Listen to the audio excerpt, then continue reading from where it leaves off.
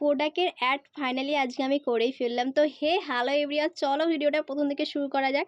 সবার প্রথমে আমার মেহেন্দিটা দেখো এক হাতে একটু বাকি আছে আর এক হাতে মোটামুটি অর্ধেকই বাকি ছিল।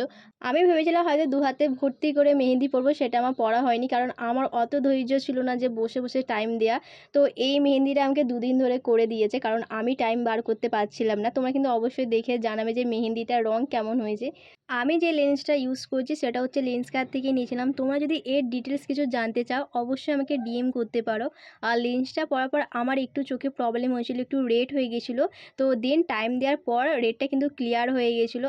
জুঁই ফুলটা কিন্তু বরাবরই আমার প্রিয়, আর সেই ফুলটা নিয়ে একটু ভিডিও করবো না কী করে সেটা হতে পারে। আর এখানে কেনই বা আমি বলেছিলাম যে প্রোডাক্টের অ্যাডটা ফাইনালি আজকে আমি করেই ফেললাম।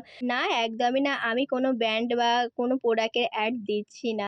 যেভাবে ভিডিওর ক্লিপগুলো নিয়েছিলাম, দেন আমি যখন ভিডিওটা এডিট করতে বসি তখনই আমার মনে হয়েছিল যেন আমি কোনো প্রোডাক্টের অ্যাড দেবো।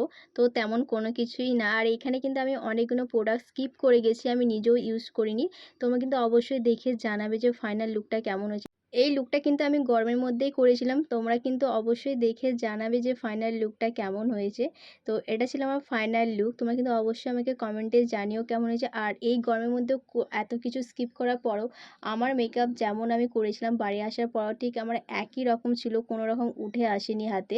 আর তোমরা যারা তোমাদের স্পেশাল ডের জন্য আমাকে কন্ট্যাক্ট করতে চাইছো অবশ্যই তোমরা কন্ট্যাক্ট করে নিতে পারো। দেখা হচ্ছে নেক্সট কোনো ভিডিও খুবই তাড়াতাড়ি। আজকের মতন টাটা, বাই।